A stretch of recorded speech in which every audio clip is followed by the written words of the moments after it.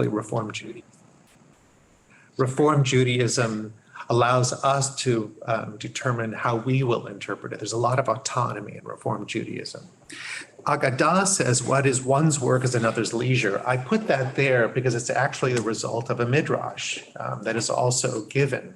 The truth is that on Shabbat, gardening is not permitted by halakha because you're planting, you're creating some people don't fold paper or tear paper because you're changing the organic structure of something, permanently changing it. But if I loved gardening and I can't do it at all during the week, and I'm not a gardener who does it to make a living, then maybe that is my Shabbat activity on Saturday. So some will be looser in their interpretation, but I think it's a marvelous example of what is one person's work is another person's leisure. And of course, Heschel's The Sabbath can be a modern midrash on the subject too. I think there's a readers group coming up where you're reading Heschel's book, The Sabbath. If you have the book, great. If you've read the whole book, excellent. But if you only have time to read a part of it, read the introduction. In the introduction to the Sabbath, really lays out his template for how to understand what the Sabbath day can begin to mean to us and go from there by way of interpretation. All right, enough of introduction. We want to spend a lot of time studying.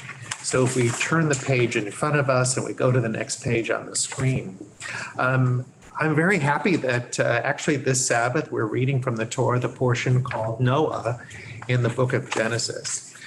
The book of Genesis and the portion called Noah is familiar to us, but this is not about the ark story. In chapter 11, we come to the story about the Tower of Babel. You might be familiar with it. So the Torah text is in front of us. It's important that we read it. Obviously, it's not the whole portion of chapter 11. And then we'll come to the question that stood out to the rabbis, which we're going to have some fun, I hope, examining. So the Torah says, everyone on earth had the same language and the same words.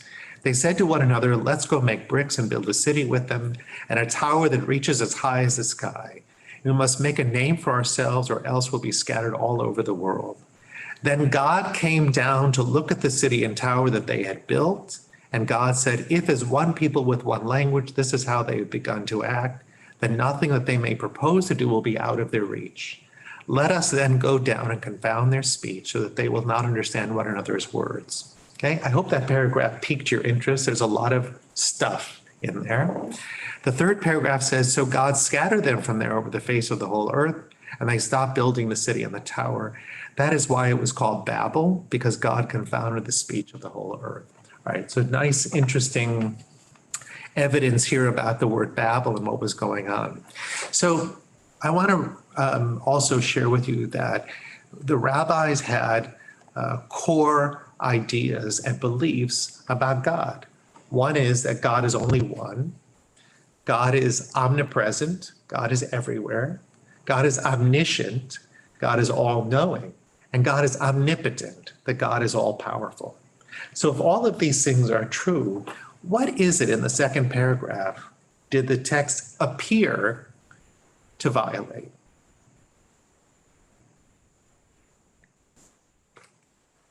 That God came down. That God came down. So the one thing it says is that let us go down. Don't worry about that. In other places too, God's angels, God's entourage accompanied God. That's not the question, but you're right, that God came down at all, because if God is omnipresent and omniscient, then there would be no reason for God to come down. But the rabbis are they're focusing on this section because what they do, they also assume that Torah, like God, is perfect.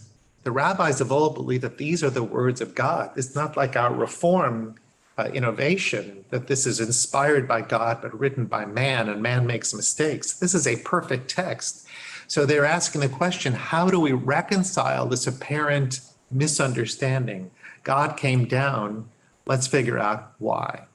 So the Midrash is the place where they apply the rules of interpretation. And because they had good PR people and good publishers, they were also remembered for these interpretations, and they came down to us after all those years.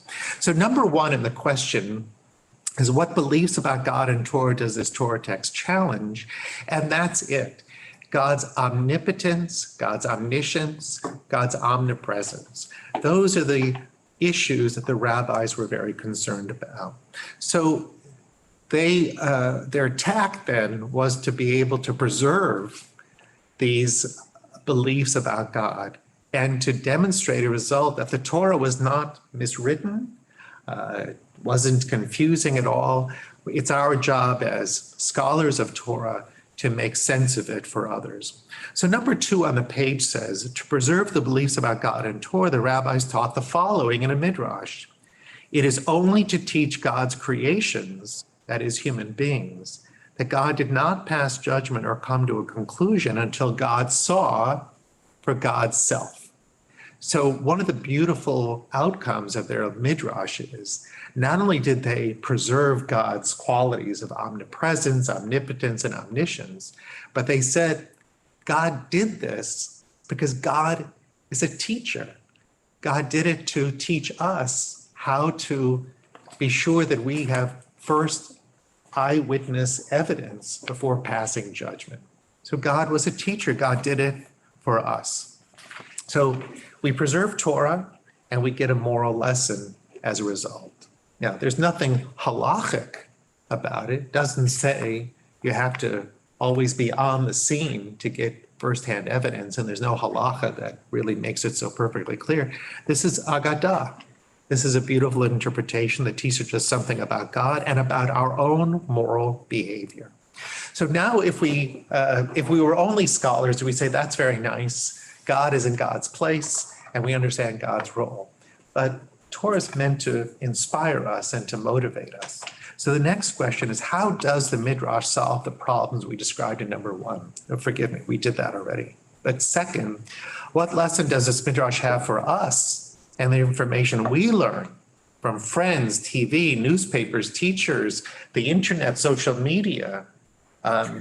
We have an obligation as Jews, by virtue of this text and Midrash, to do something with the remarkable amount of information that we're beaten up with on social media.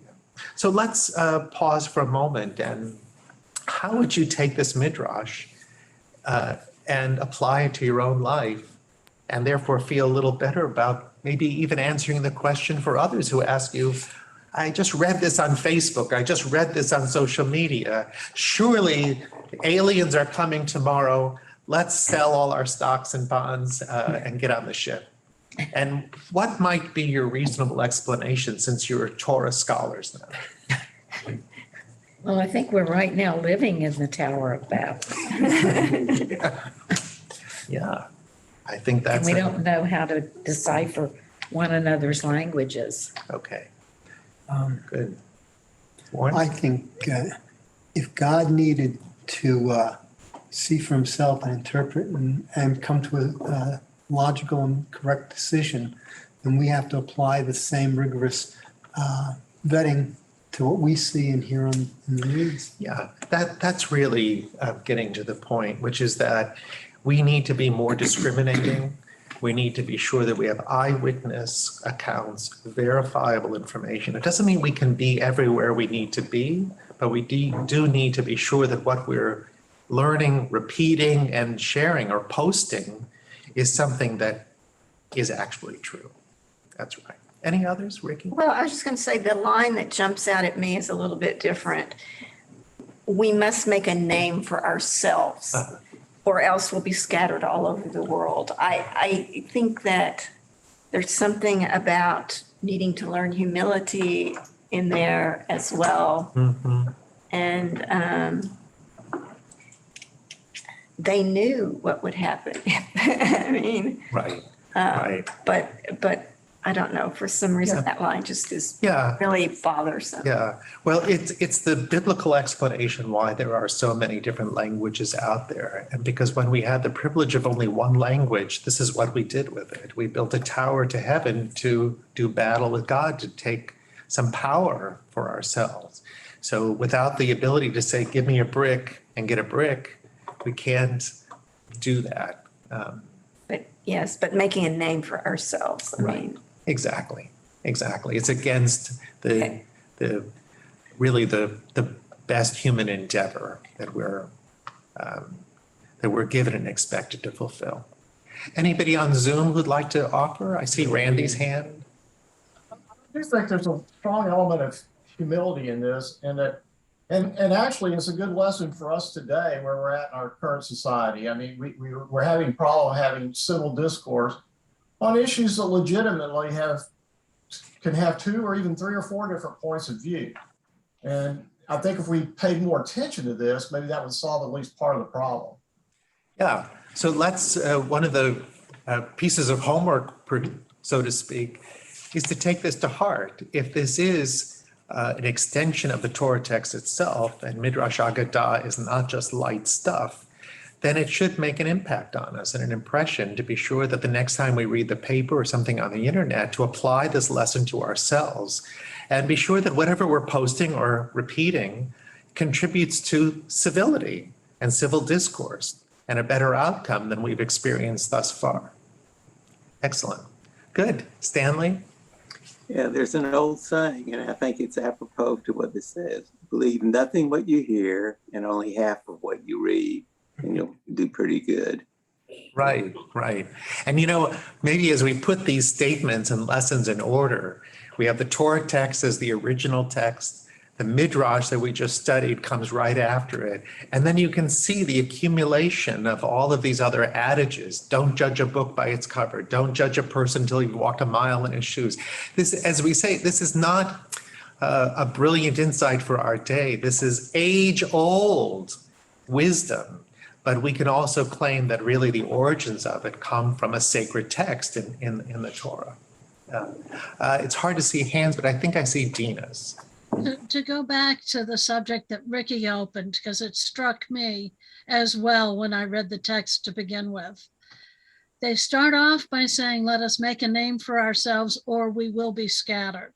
And because of their arrogance or whatever explanation you give for why it was considered dangerous to build the tower, that is the punishment. That, or the consequence is a better word than punishment, that they are scattered and made more disorganized.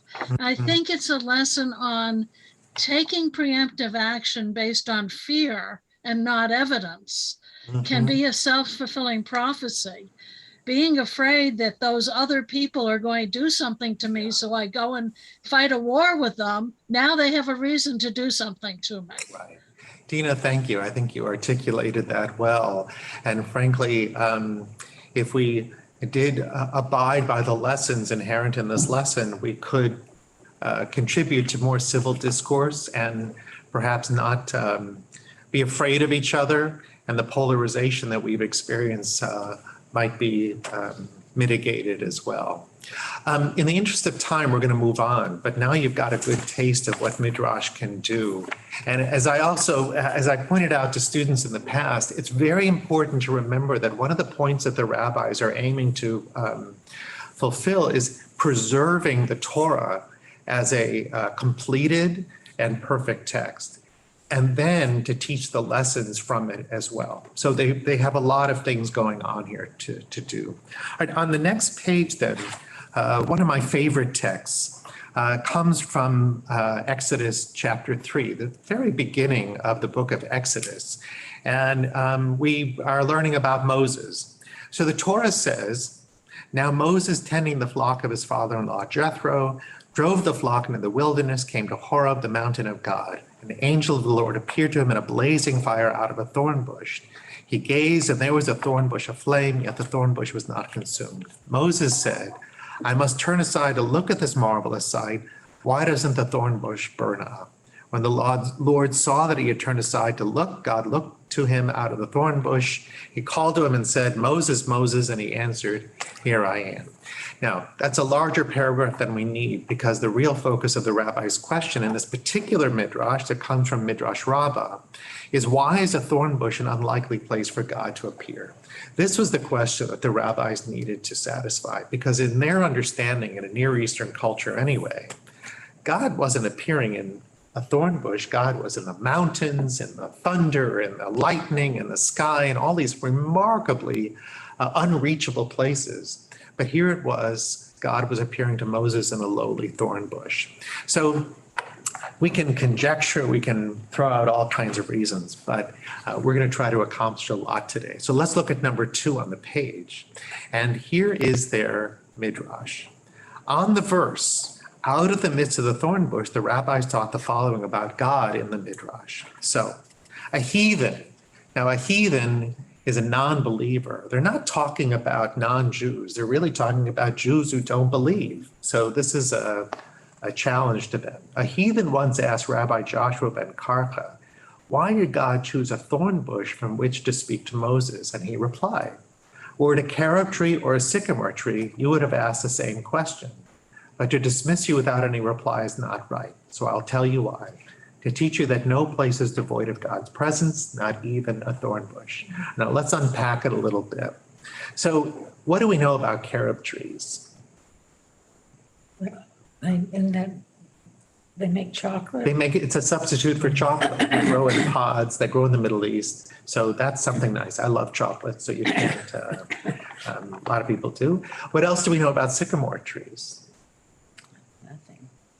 They're strong. They're strong, they're beautiful. Very tall. Yeah, very tall, stately. Except they lose their bark. Yeah, so, if you were going to landscape your yard, you wouldn't go to the nursery and say, I need a whole row of thorn bushes. But you would say maybe a couple carob trees, maybe a sycamore tree. That would be very nice. So it would be a likely place to find God if God had appeared in a carob tree or sycamore tree. But the fact that this was a heathen, it didn't matter where God would appear. A heathen would still ask the question. But to dismiss this heathen who was going to object to God's presence of being anywhere, you can't just throw him out. It's kind of like Rabbi Hillel. When the guy comes and says, teach me the whole Torah while I stand on one foot, Rabbi Hillel is patient, not like Shammai, his counterpart. So not to give a reply isn't correct. In Judaism, when do we ever say, I don't know? We always have an answer. So I'll tell you why. So to teach you by way of logic, it's really a proof that if God could appear in a thorn bush, then God could appear anywhere. Now, if we put it the other way, imagine the logic. If God appeared to Moses in a sycamore tree or in a carob tree, you might conclude, well, of course, God only appears in beautiful things. God would never appear in a thorn bush. That would be destructive.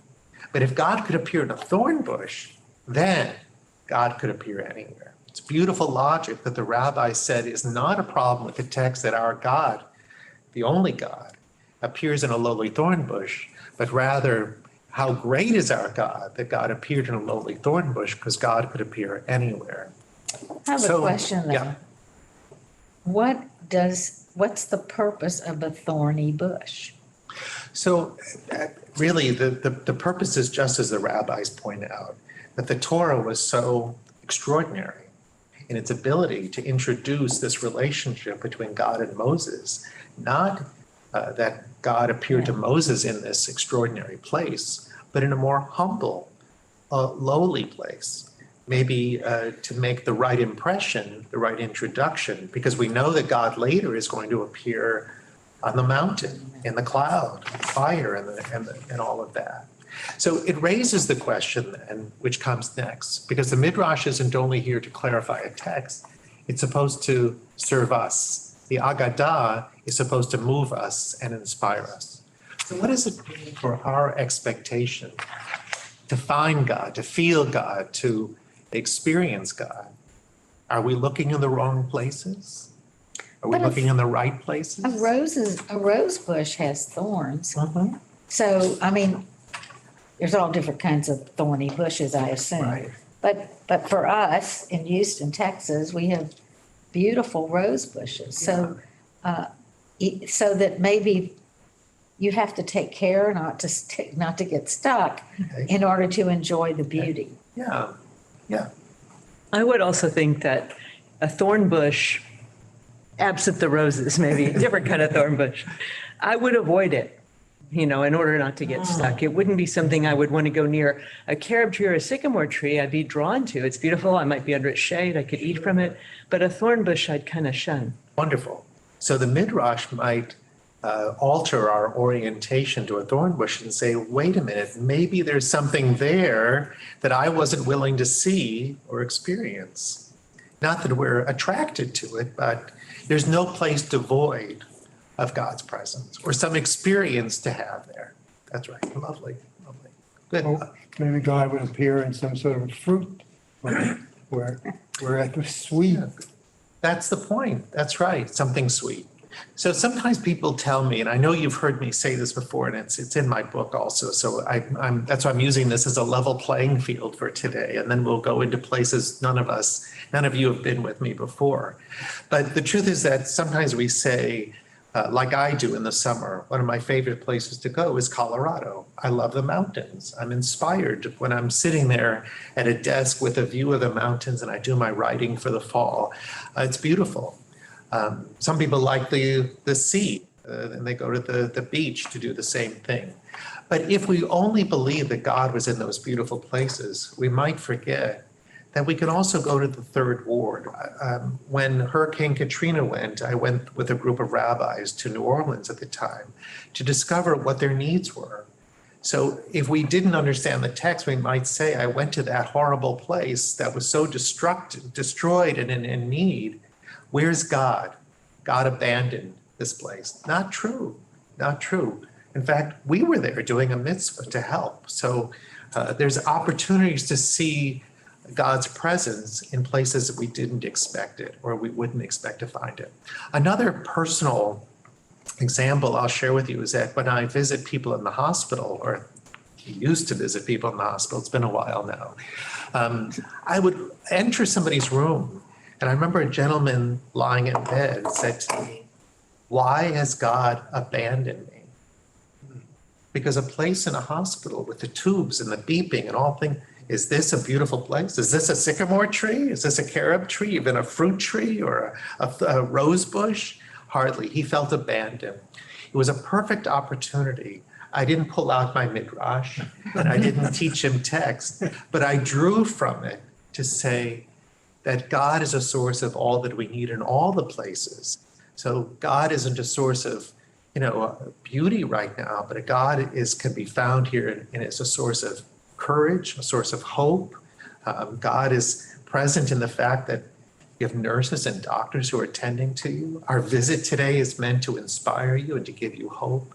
So if we look for God's presence in all those places, this text really comes alive to us and helps us.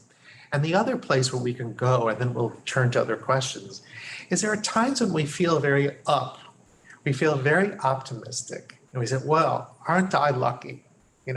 Sometimes I say luck is in Vegas, but you can feel blessed. So aren't I blessed? Everything's going right. Boy, God is a good God. At a baby naming and a wedding, we say, thank God. Isn't this wonderful? Even if somebody isn't religious, right? They say, thank God. But when you're down and out in that hospital bed or other places, depressed, say, God is not with me. But the notion that God is only a source of happy times, God's only our good luck charm, is a misunderstanding. The thorn bush helps us to know that even when we're depressed and down, that we're not truly alone, and that God can be a great source of things that we need. It's a text that I sometimes use to teach teenagers, because since they're concrete, they're learning the scientific method. If they can't see it, they can't believe it. But they do know depression. They do know happiness. And I help them to orient to God in ways that can be helpful to them. There's some questions in the chat and other comments. I'll pause. This is an important text. Comments? Can't see those. Louisa. Louisa? Hi. I would say to what you were saying before about the visit at the hospital that you were actually God's envoy to the patient that was saying, "Where is God?" So I God was appreciate that. God was taking Heavy. care of him through having you there. But I have also a question, and it's in connection with your introductory comments about the hermeneutics in particular, Mhm. because I read about, for example, the Spanish sages in the Ottoman Empire, in Spain, I'm sorry, who were basically getting into the study of grammar, and their interest in a renewed interest in philology, in the philology of the Torah. So I wonder, and I've been thinking about this for a long time, that's why I'm glad that I have this opportunity to ask you this question about the borderline or the connection between the hermeneutics for the explanation of what we read in the Torah and the philological aspect, which is connected with the linguistics and the words. Well, Louisa, I think the rabbis were especially focused on making sure that the Torah, apart from all other sacred texts, because the rabbis were writing at a time when there was competition, that the Torah was as authentic and true and firmly a part of Jewish and other people's future as it could possibly be, which is one of the reasons why, even if the rabbis themselves, let's imagine that in their heart of hearts, they believe that it was inspired by God, but written by man. They concluded that it was God's word given to Moses on Sinai as we have it, not only the Torah, but the oral Torah and everything that followed. Why?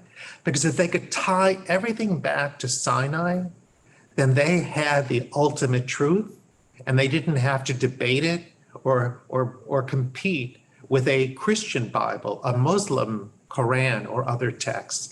So the purpose of the hermeneutics is to be so precise in their interpretation of these texts that there will be no question about its veracity, its implementation, and its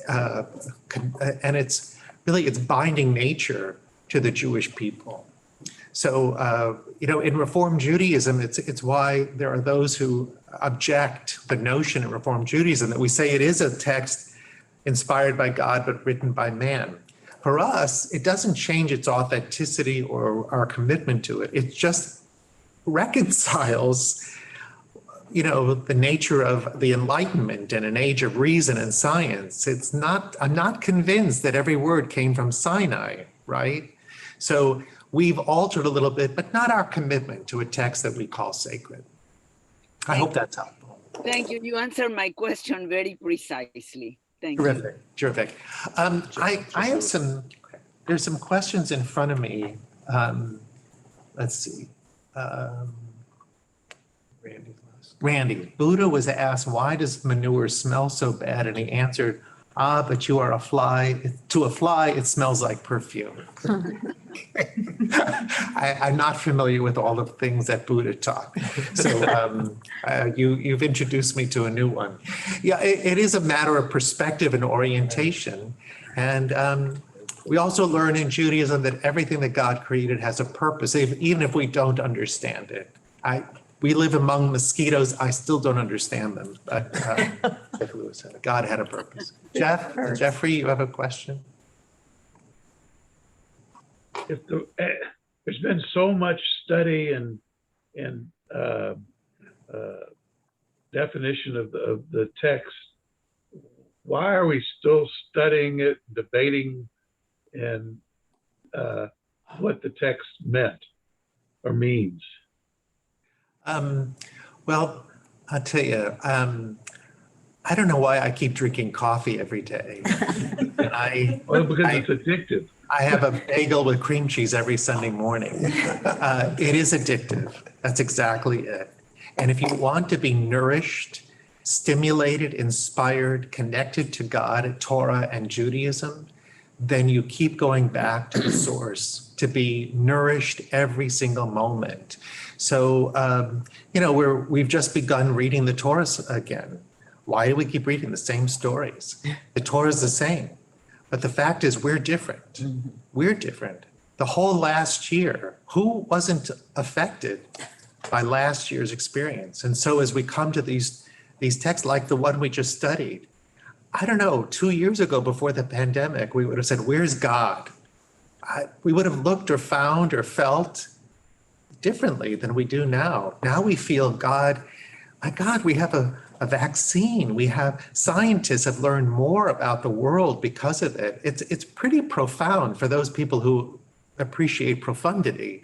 But I would say we keep going back to it because it never fails to nourish us. And frankly, as I wrote an article once about the nature of our sacred text, it doesn't have to be called sacred because it comes from Sinai. It's sacred because it's endured the long journey from ancient times to our very day. Not one word has changed. We continue to look to it and read it, to bind us as a community, to move us along as a people. It's sacred because it's our story. And you know what? When somebody says, well, do you believe that Moses really split the sea? I say, like Heschel said, it doesn't matter whether we believe it happened just as it's written. Something happened, and it was recorded in this way. And that story, which has provided numerous lessons and excitement and inspiration for us, has been preserved throughout generations, and it's still our story. It's your story, it's my story, and that's what binds us as a people and as a congregation. So that's why we keep coming back to it. Well, I think it gives Jeff. I understand but my question really was more about why are we debating what it means? Oh, because that's fun. And you know what, Jeff? If we debate it properly without killing each other, then we might learn something new that's never been found before. And if it's a kernel of wisdom and truth, then we've discovered something else embedded in it that the rabbis would say was always there, but it took us time to discover it. Just like something in science is suddenly discovered because we've applied ourselves over and over and over. So in Pirkei Avot in Mishnah, it says in Hebrew, hafoch ba ve'hafoch ba, turn it and turn it again, for all is contained within it, wax gray and old over it. It means keep turning the Torah. It's all there. Yeah, Mary? One thing I remember learning when I was in graduate school is that biographies of people who lived meaningful lives have to be rewritten by each generation. And that's why you have a brand new book about Freud. I mean, how can it be new? He lived a certain way in a certain place. But what we see in Freud now is different from what my mother saw in Freud, for example. Sure. And the same with scholarly interpretations of the Odyssey. Many professors will say that they teach it over and over for 30 years. But each year that they teach it, it's different. And the people sitting there have different reactions to it. Absolutely. How odd that we're on Zoom and with iPads and kids with iPhones and all these different things, and we keep unrolling a scroll in the sanctuary. Right. I mean, really, we should open the Ark and there should be an iPad with the Torah on it. But we go back to this. This is our people. This is who we are. So I see some. I think Ed, is that you with your hand up? Yeah. The thing about the thorn bush that I always found interesting was that first an angel goes there and then Moses looks at it, and once he does, then God takes over. So it to me, they're trying to tell us, we have to look for God sometimes, because at that point, Moses, God says, Moses, And Moses says, "Here I am." And it's as if he'd been looking at some point or other. Good, good. Rabbi Karf used to teach that we shouldn't look for signs. We shouldn't spend our day looking for signs. He said, but we shouldn't avoid them if we encounter them. We should take notice. Our prayer book, at least the previous prayer book, said, sometimes we walk sightless among miracles. So we have to keep our eyes, our ears, our hearts, our minds open to the possibility of these moments and these experiences. That's not to say put down your work and go look for a sign, but don't be unaware of the world around you. Very nice. Good. Another, I think Rosalind Margolis had a hand up. She was applauding. Oh, applauding? Was she applauding? I was applauding what I had just heard because it was right on point. Thank you. This is going very well. I'm enjoying it. Okay, thank you, Rosalind. A hand I think is more vertical than applause. Very good. Well, then let's continue. We have some more time. Let's turn the page. This is also a very good one, and this one takes us a little deeper into your discerning reading abilities and your expertise as Midrashic scholars. So this comes from Exodus chapter 32. If you're familiar with Exodus 32, it's the incident of the golden calf, which even to this day, if you mention a golden calf, Jews still shudder. I mean, it was so awful, we still can't get over it.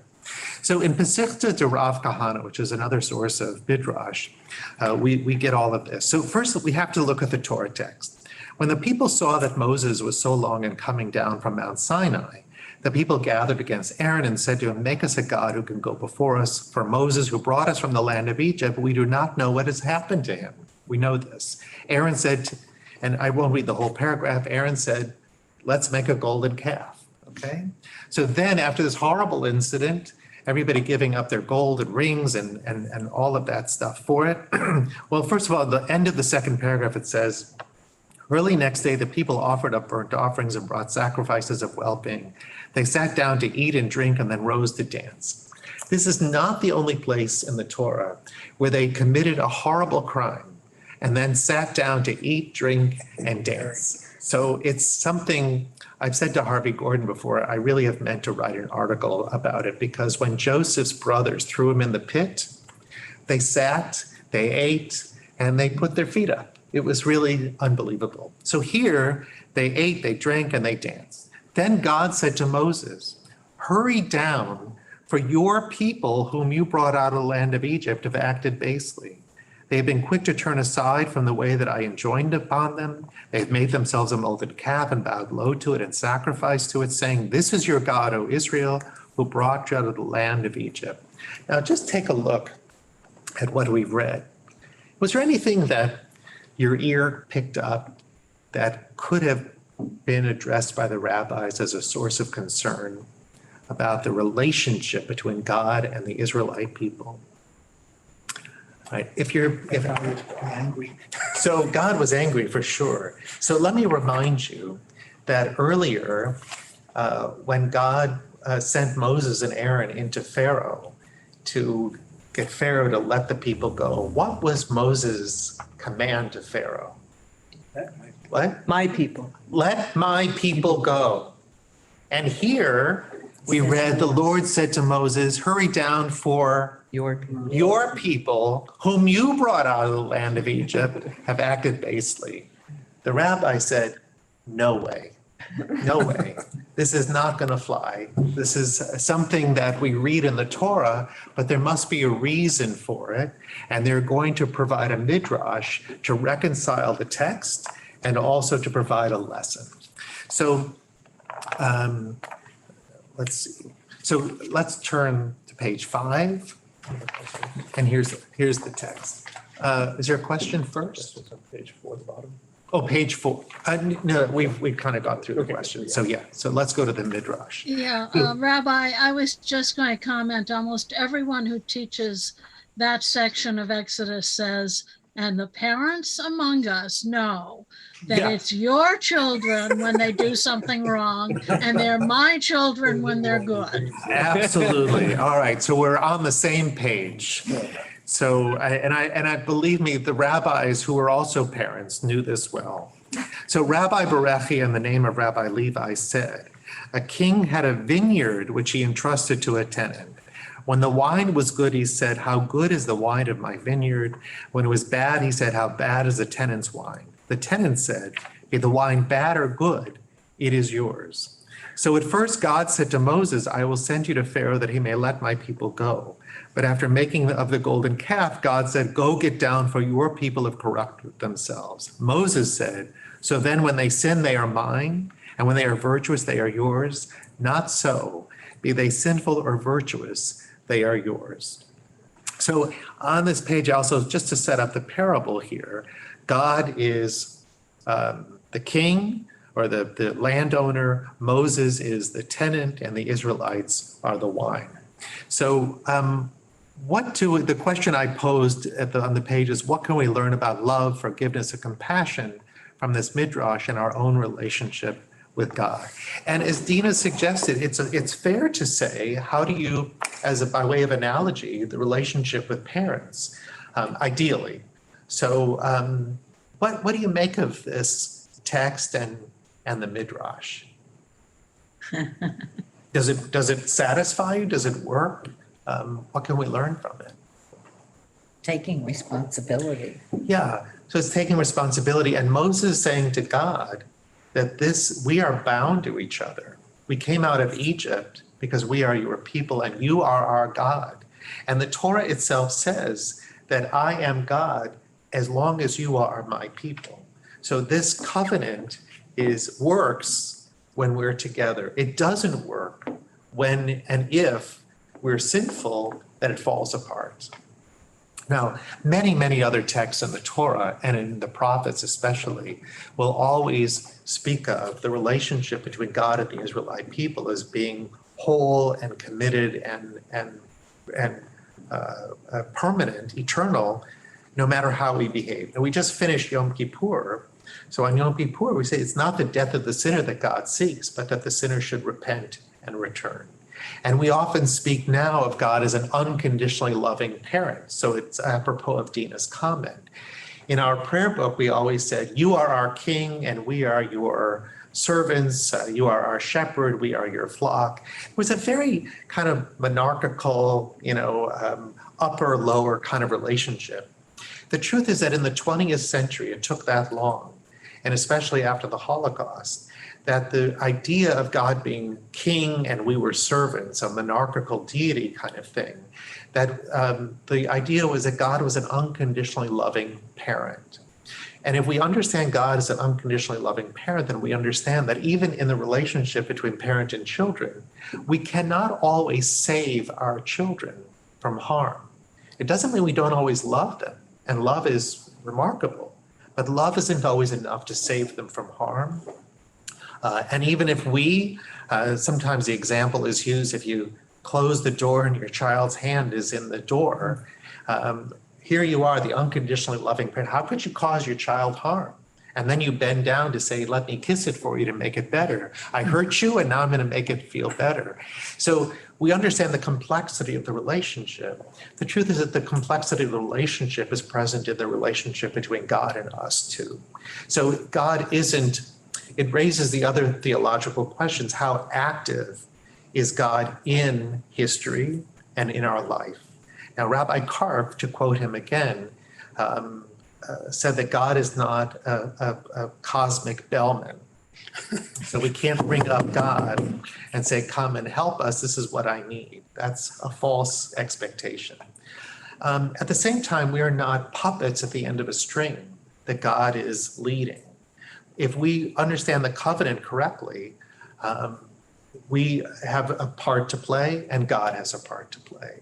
And if we play our parts, then we avail ourselves of life and blessing and everything that comes along with it. So again, it's not a little different, it's a lot different from maybe the Christian ideas that we hear about in Houston or in this part of the country that I'm just waiting for God to act. I'm just waiting for God to show me the way. That's not Jewish. God said, the old joke about the man on the island and saying, God, save me. And he sends a boat and a helicopter and a cruise ship, and he waves them all away because he says, God's going to help me. And then he dies and he goes to heaven, and he says, God, why didn't you help me? And he says, I sent you a cruise ship, a helicopter and a rescue boat. So we're partners. We are actively engaged in the world that we want to live in and perfect and improve. And Septimus has a comment. Ed, please. Well, this just comes up over and over again. It comes up here with the golden calf. It comes up when Abraham pleads to God not to destroy everybody when he gets angry. So when we talk about God being loving, etc., God seems to have a temper. And I've always had a problem with trying to balance all of those facts. Right. One of you, God as being loving, because God gets really angry, and Moses pleads them not to wipe out all the people. Abraham negotiates over and over again not to wipe out all the people. So there is that interaction, even with God. The human side is saying, be merciful. Correct. So on Yom Kippur and the high holidays in general, we, through our acts of prayer and charity and teshuvah, we're taught that we actually move God from the seat of judgment to the seat of mercy. And the question has been asked, why was the world only created with mercy? Well, if it were only created with mercy, we'd have a pretty loose world. Only love, which is lovely, but we need justice too. We need boundaries. We need consequences. We need to understand our place and our role. But if it were only created with justice, it would be an unkind world without mercy. So we need both. And so what we also see in this story is that our relationship with God is, because we're not puppets at the end of the string, we also see that we can pray to God, we can argue with God, we can debate, we can cry out, we can plead, all of those things to our unconditionally loving parent. And God is transformed in our image, because God is God. But just as you said, Abraham pleaded with God, and Moses pleaded with God, Hannah pleaded with God, Sarah too.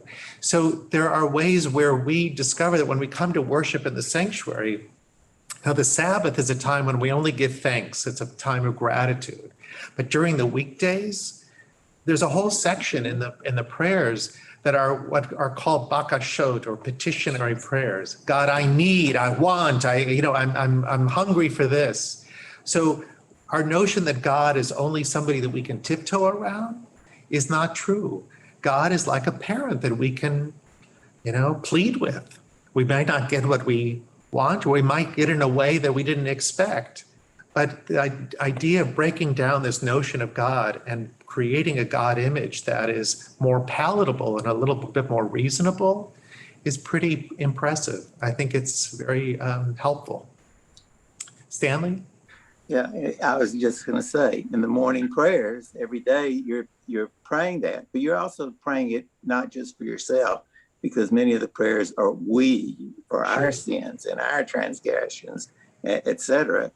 But you're always asking God for compassion and love and everything else.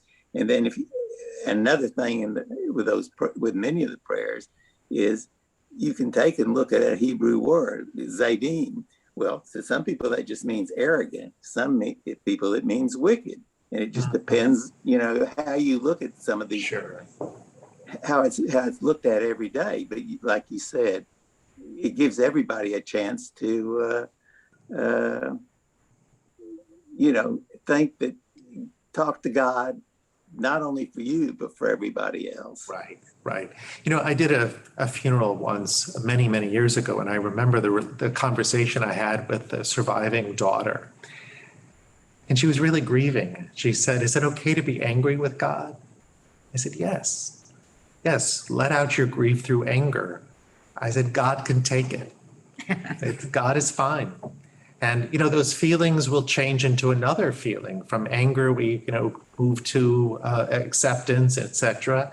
And to know that God is one that we can plead with and give thanks to and offer prayers on behalf of others, etc., is really, really wonderful. When I've taught classes where there are Baptists in the room, they get very nervous because we're raising questions about God.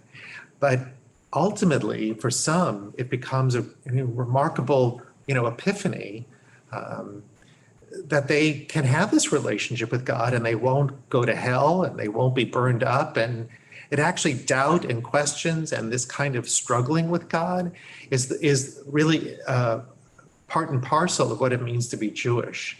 So maybe we'll end with this, that the word Israel, we are Israel, is Yisrael. And Yisrael is the name that was given to Jacob when he wrestled with God and prevailed. He lived. So we are God wrestlers. We wrestle with God every day and we live. So we ask questions, we doubt, and through our doubt and questions, we actually gain faith. The rabbis did it, we're doing it.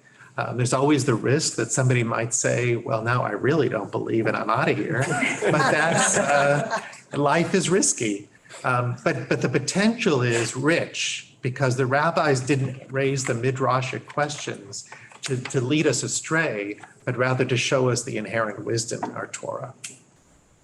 So the hour with you is sensational. I can't wait to be with you again. And now, since I know you're so brilliant and so insightful, I will bring more and some of my other favorite texts that I really like.